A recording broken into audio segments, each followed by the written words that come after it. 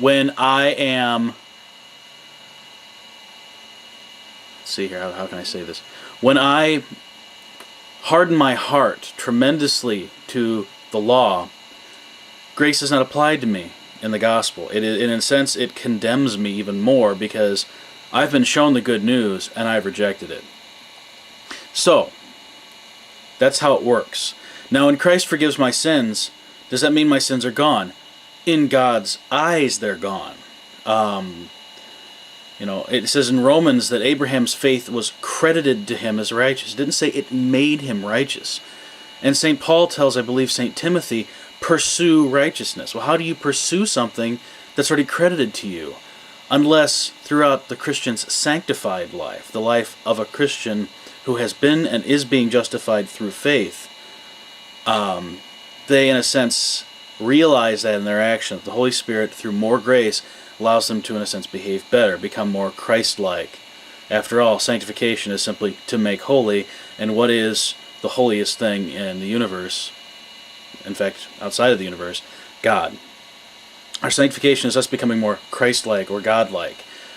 Purely by His grace, purely outside of us, sanctification involving somewhat of a cooperation, but still impossible without God's grace. Justification, Him alone, completely. So then the question comes in, can you fall away? Well, this also gets to the third use of the law, or the three uses of the law. The first use is the civil use. That's simply saying that the state can say, thou shalt not kill, or if you kill someone, you're going to go to jail or get the death penalty. Because a minister of God, even if they don't recognize it, the state has that authority and is given that law, which can be figured out by reason alone.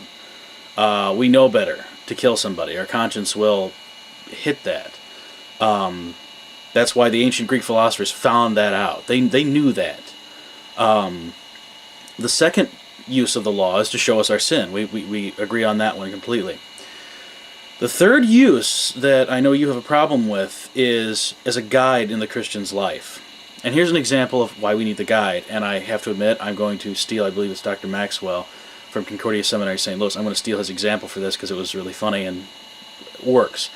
Let's say you're going to work and you're driving maybe 5 over, 10 over the speed limit, and the cop pulls you over. And he says, you know how fast you were going? And you say, yeah, I'm sorry. But you know what? I'm a child of God. I have forgiveness of sins. I have righteousness of Christ. The cop's going to look at you like you're a moron. He's going to say, okay, nice, here's the ticket. The reason why, and I have to admit, I wrote that long thing with a friend of mine who is not Lutheran. He's not denominational. So that is, in a sense, a combination of he and I's work. The question about the person in your congregation who's having an affair with somebody was intended to ask, what standard do you judge them by? You have to judge them by the law. There's no other way to judge them. Because if you say, I judge them by the Spirit, well, then we have a problem.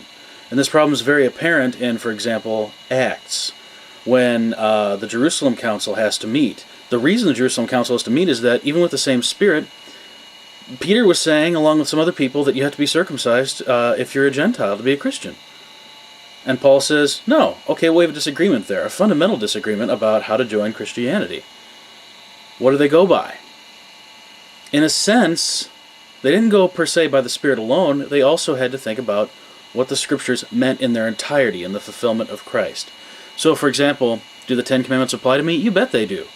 I might be forgiven of my sins. Does that mean that I'm going to go out and kill somebody? No.